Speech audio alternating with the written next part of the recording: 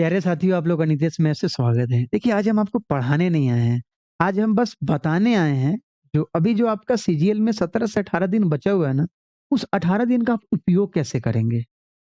हमारे भी सिलेक्शन के दौर में वो सब दिन आया था, जहाँ वो 18 दिन बहुत बेचैनी से गुज़रता था। अंतिम का 10 दिन, अंतिम का 5 दिन बहुत बेचैनी से गुज़रता था। कोई नहीं होता था बताने वाला। वो सब दिन कैसे गुज़रे वो हमें पता है। एक वैसे कैंडिडेट को पता है जिसने 2015 में अपना बीटेक छोड़ा था फर्स्ट ईयर। 1 साल कंप्लीट करके बीटेक मैंने छोड़ा था और 15 में नौ छोड़ के 23 में नौकरी लगा था। मतलब 20 का सीजीएल का जॉइनिंग 23 में हुआ था। तो आप ये समझ सकते हैं जो आदमी 15 में बीटेक छोड़ा था, 8 साल लग गया उसको नौकरी लेने में।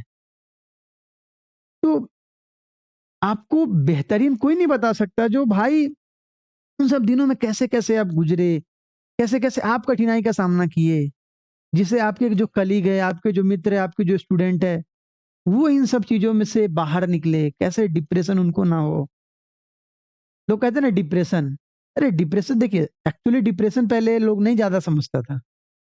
लेकिन जब सुशांत सिंह राजपूत का डेथ हुआ था ना, उसके बाद लोग समझे डिप्रेशन क्या होता है। जब कोरोना आया ना तब समझा डिप्रेशन क्या होता है। लेकिन उससे पहले भी बहुत वीर हैं, जो बहुत कुछ छोड़ के ऐसे-ऐसे जगह जन्म लेके, बहुत सारे कठिनाइयों का सामना करके, खुद डिप्रेशन में रह के, ऐसे बाहर निकल के और नौकरी लिया, चाहे नाम किया। जैसे एक सबसे शानदार एग्ज़ाम्पल क्या है आपका, वो ले लीजिए आप होमी जे भाभा, वो बार्क जिन पे बैंगलोर में जो इंस्टीट्यूट इंडिया के फादर ऑफ साइंटिस्ट मतलब साइंटिस्ट है ना, वो साइंस के फादर ऑफ साइंटिस्ट हैं वो, इंडिया के लिए। मतलब वो उनका जन्म कब हुआ था? उनका जन्म हुआ था जी आज़ादी से पहले। तो गुलाम देश में वो जन्म लिए थे, लेकिन आज़ाद सोच के साथ जन्म लिए थे वो। और आप देखिए वो सबसे पहला न्यूक्लियर परीक्षण उन सब उन्हीं का प्लान था। तो आप डिप्रेशन या अपने परिस्थिति से दूर नहीं भागेंगे। उसी वहीं पे विक्रम साराभाई भी थे। ऐसे-ऐसे एग्ज़ाम्पल देखेंगे ना जो हर कोई अपने कंडीशन से लड़ गुज़र के बाहर निकला है। तो आप अकेले नहीं हैं जो लड़ गुज़र रहे हैं। आपसे पहले भी बहुत आया, आपके बाद भी बहुत आएगा। तो आप डिप्रेस ना हों इन सब चीज़ों में जो कभी आपके नंबर कम आ रहे हैं सेट में। अच्छा सेट में जब नंबर ज़्यादा आता है तो पूरा मोहल्ला में आप घूमने लगते हैं। पूरा इस बार सीजीएल निकाल देंगे, दूगों को बोल दिए निकाल देंगे सीजीएल। फिर अगला बार कम नंबर आ गया, अब 2 दिन तक रूम से बाहर नहीं निकलते हैं। शेयर नहीं करना चाहते हो मेरा आज कम नंबर आया है। झूठ बोल देते हैं आप सामने वाले को कि मेरा ज़्यादा नंबर है, अगर वो 4 बार बोल रहा है तो। लेकिन आप अकेले बैठ के वो सब एनालिसिस कर रहे हैं। तो हम यही कहना चाह रहे हैं जो अभी जो 17 से 18 दिन है ना, उसमें आप ना सिर्फ़ और सिर्फ़ प्रीवियस ईयर बनाएँगे। सिर्फ़ प्रीवियस ईयर बनाएँगे। जो अगल-बगल के नेगेटिव लोग हैं उन सब से दूर रहेंगे, इस 17 से 18 दिन में। बहुत कठिनाई का आपको सामना करना पड़ेगा, अगर आप उस नेगेटिव आदमी के साथ रहेंगे। पहचानिए नेगेटिव कौन है, लड़-झगड़ के नहीं, बगल से भाई पढ़ रहे हैं, भाई पढ़ रहे हैं। कोई बोले चलने के लिए, नहीं भाई पढ़ रहे हैं और सिर्फ़ आपको प्रीवियस ईयर बनाना है, सिर्फ़ प्रीवियस ईयर बनाना है। कोई नया सेट नहीं अभी आपको बनाना है। सिर्फ़ मैथ्स का ही नहीं मैं बोल रहा हूँ, आप सारे सब्जेक्ट का बात करेंगे। मान लीजिए अगर कोई एक्सपीरियंस आदमी है, जैसे हमारे जैसा आदमी 3 बार 2 बार फेल किया, तीसरी बार में सफलता मिला। 18 का सीजीएल नहीं निकला, 19 का सीजीएल नहीं निकला, 20 का सीजीएल निकला। अगर हमको पता होता या अगर हमको कोई बताने वाला होता, मेरे घर में या कोई, कहते हैं ना किसी को घर से निकलते मिल गई मंजिल, कोई हमारे तरह उम्र भर सफ़र में रहा। तो अगर किसी को उससे जान-पहचान है भाई, जो चलो यार मैं कैसे-कैसे निकाला था, मेरा कैसे-कैसे अटेम्प्ट अनसक्सेसफुल हुआ था, उनकी गलती से अगर हम सीख लिए, तो हम वो गलती सब करने से बचेंगे ना। चाणक्य बोले थे ना, जो अपने गलती से सीखने में ज़माना लग जाएगा, पूरा उम्र गुज़र जाएगा आपका, दूसरे की गलती से सीखिए। और दूसरे की गलती से नहीं सीखिएगा ना, तो पूरा अटेम्प्ट आपका खराब हो जाएगा। जितना 8-10 साल का टेन्योर तो सारा में आपका सीखने में ही लग जाएगा आपका, जो कैसे अच्छा इस पेपर में ये गलती की तो अगली बार ये सही कर लेंगे, नहीं दूसरे से सीख।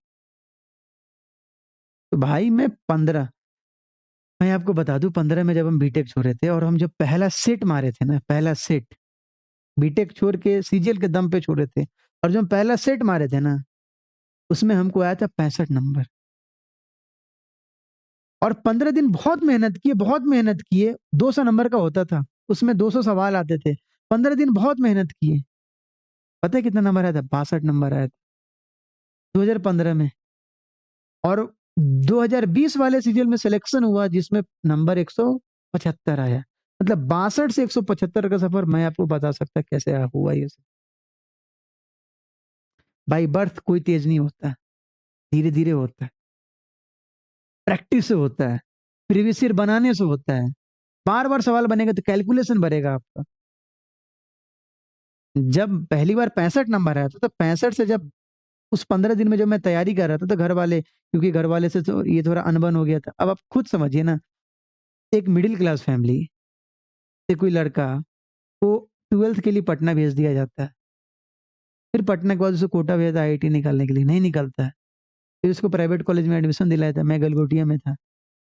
और 1 साल करने के बाद बोलेगा घर पे जो हम छोड़ दिए, कि हम छोड़ रहे बीटेक, तो क्या गुज़रेगा उस पे? मारेगा नहीं उसको लोग, एकदम मारेगा। लेकिन वो लड़का भी उतना मैच्योर नहीं हुआ है। तो घर समझाना होगा, तो बैठ के पढ़ाना होगा या थोड़ा और मौका देना होगा। लेकिन हम घरवाले नहीं समझते ये बात सब। मैं बुराई नहीं कर रहा, मैं परिस्थिति बता रहा आपको। सेम कंडीशन मेरे साथ था। तो फिर हम वहाँ से पढ़ाना शुरू किए क्योंकि बताइए हम पढ़े लिखे आदमी, थोड़ा बहुत गणित-वणित तो आता है। तो पढ़े लिखे आदमी होटल में तो नहीं ना काम कर सकते। जब होटल में काम नहीं कर सकते तो पढ़ा सकते 7, 8, 9, 10th को। उसको मैंने पढ़ाना शुरू किया। जब उन लोगों को पढ़ाया, तब ट्रस्ट करेंगे जब हम पहला दिन पढ़ाने गए थे ना, तो आइसोसेलेस ट्रायंगल में क्या होता है दोनों साइड इक्वल होता है ना, दोनों एंगल भी इक्वल होता है, मैं ये भूल गया था। ये होता है क्या बोलते हैं सामने आपका जो प्रेशर है या कॉन्फिडेंस उतना नहीं है, तो जो आपको आता है वो भी भूल जाएँगे। फिर उसके बाद जब हम पढ़ाना शुरू किए 2016 से, 16 के स्टार्टिंग से 15 बार तो बस खुद में ही पढ़ते रह गए। एक छोटा कोचिंग था वहाँ जाते थे पढ़ने, लेकिन कोई उतना माहौल नहीं था, सेल्फ स्टडी का ही पूरा माहौल था। चीज़ें चीज़ें वहाँ पे हम लोग पूरे सीबीएसई से आए। लेकिन वहाँ बिहार मतलब पूरे पहले तो 2015 के समय में शायद ही कोई बुक इंग्लिश में आता था, सारे के सारे बुक हिंदी में होते थे। ज़्यादा सवाल भी नहीं समझ में आता था।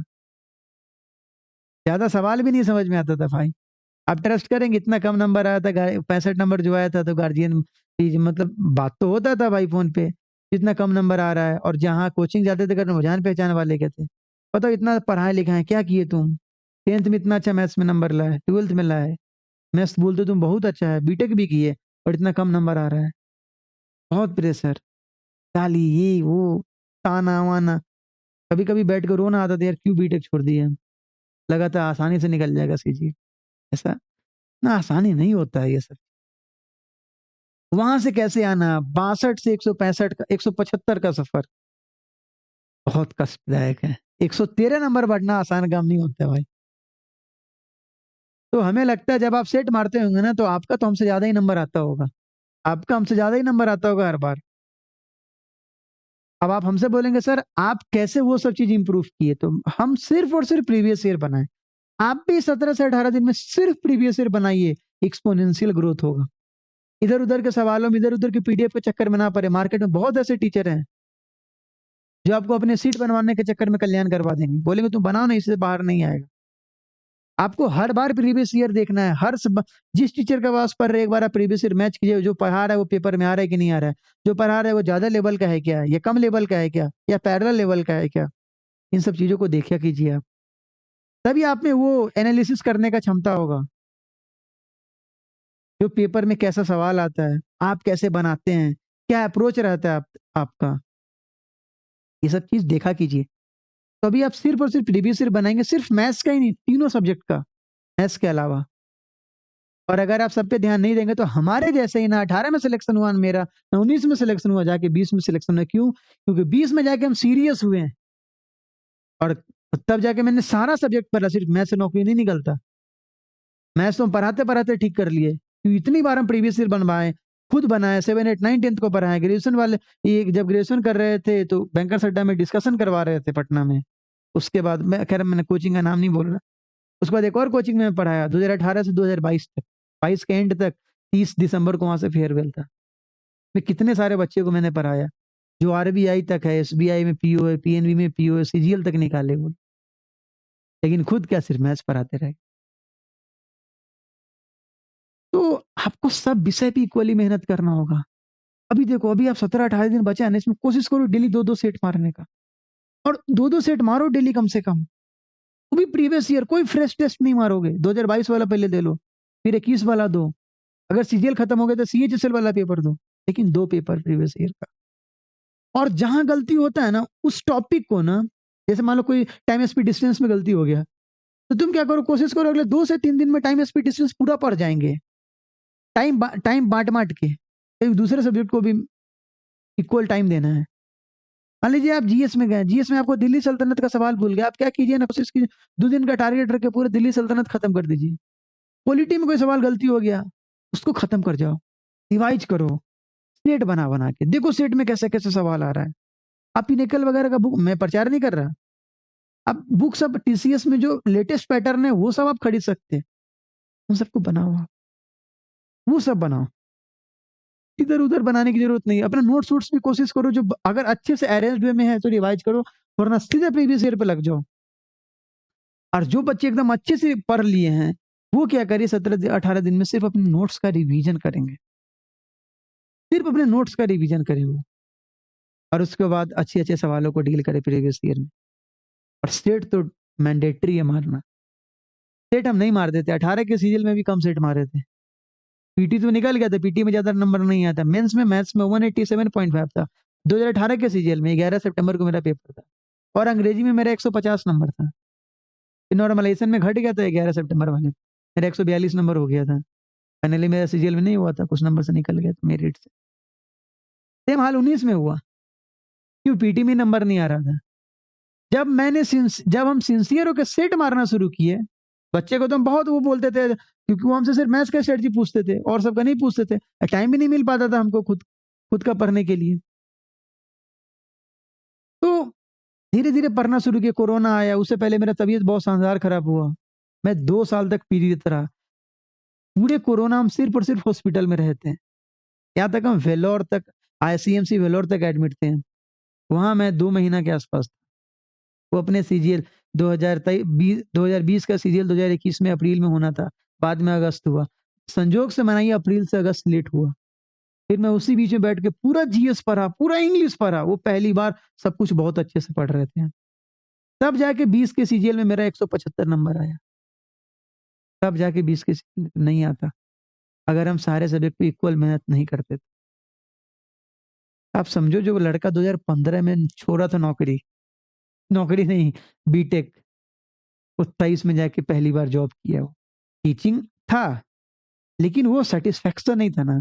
घर वाले असफल मानते थे ना। अब मेन तो हम बीटेक छोड़े थे सीजीएल के लिए ही। तो खैर इस बीच में बहुत समस्या आया, बहुत कुछ आपको है बताने को, लेकिन इस वीडियो में नहीं बता सकता ना। ये स्ट्रैटेजी वाला है, कैसे-कैसे, बस हम वो कंक्लूजन बताना चाह रहे हैं, क्या किए जो आया है ऐसा। इसमें बहुत सारी कठिनाई है, उसको मैं बाद में किसी दिन आपके सामने डिस्कस कर दूँ। ज़िंदगी में, सबकी ज़िंदगी में कठिनाई है, मेरा कहानी है, हो सकता है किसी काम से और कहानी वर्se हो। ये नहीं जो हम ही सबसे कठिनाई से गुज़रे हैं, दूसरा वाला भी गुज़र सकता है।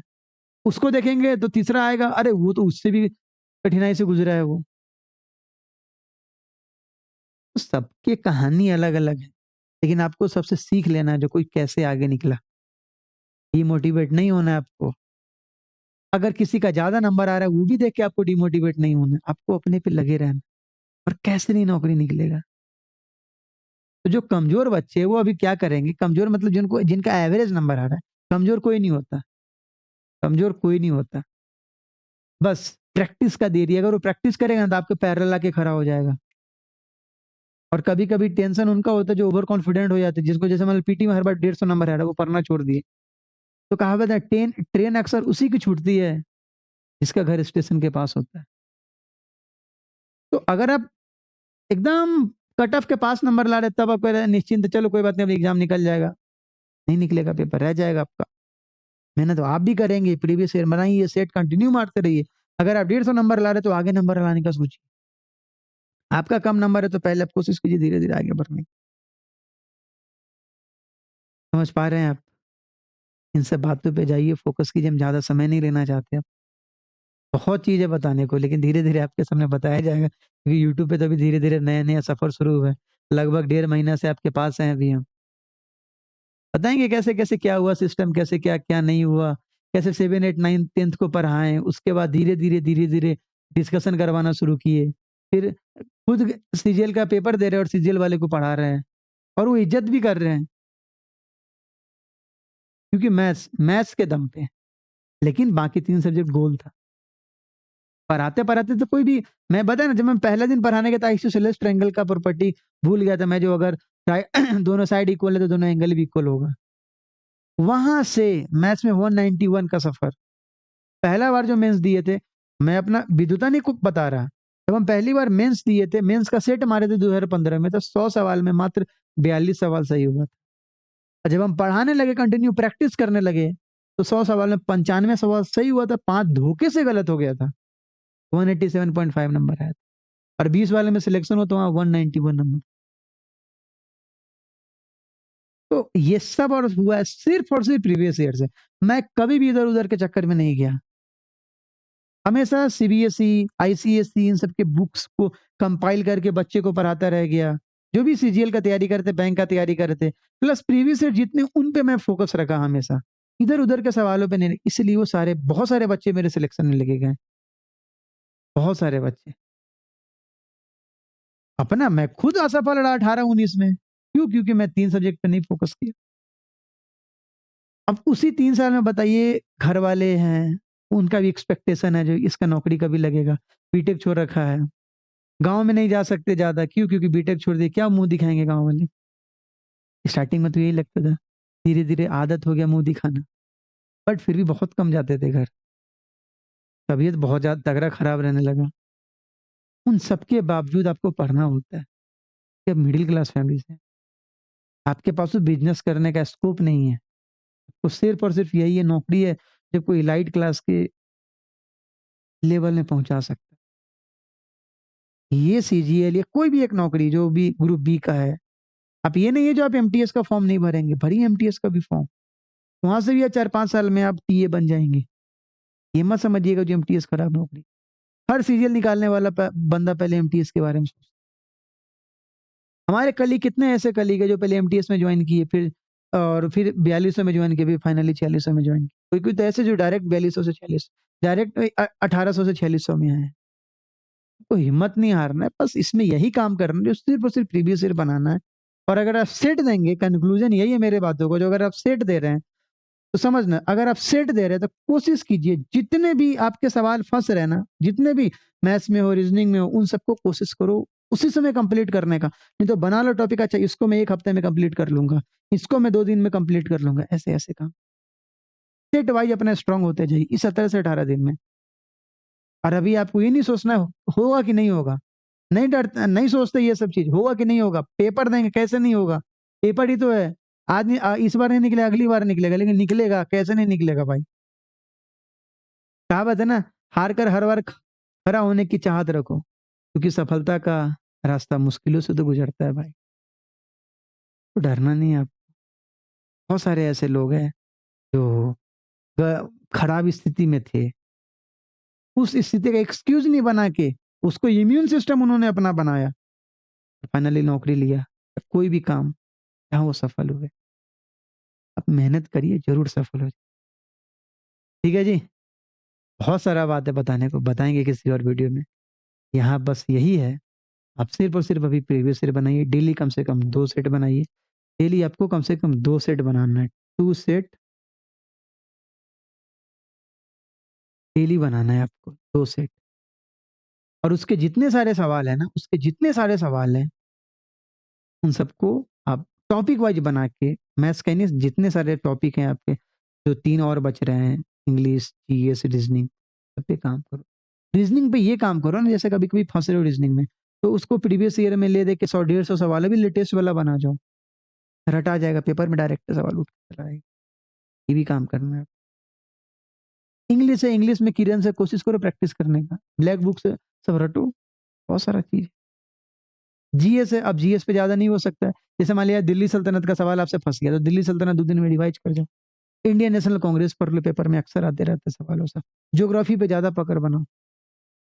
उसके माउंटेन्स किधर है, बायोडायवर्सिटी, वो कहाँ-कहाँ नेशनल पार्क है, ये सब सारा चीज़, किधर कौन-सा पास है। अपने नेबरिंग कंट्रीज़ के बारे में थोड़ा बहुत पढ़ लीजिए, टीसीएस इधर-उधर के भी सवाल पूछ देते हैं अक्सर। तो सेट के अकॉर्डिंग जाइए, सेट में जैसे-जैसे सवाल मिल रहा है आपको, वैसे-वैसे उसको कंप्लीट कर लीजिए।